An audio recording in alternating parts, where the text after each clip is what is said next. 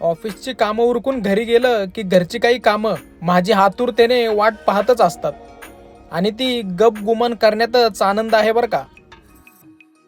इकडं बायकोला लेक म्हणाली,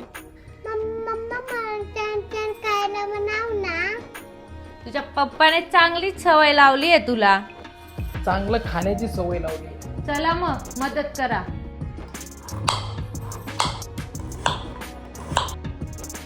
एक कांदा आणि अर्ध गाजर कापलंय. आता कमेंट मध्ये तुमच्या बहिणी म्हणतील दादा किती मदत करतो. छोटी असो नाहीतर मोठी असो, मदत मदत असते, कळलं का. कापा.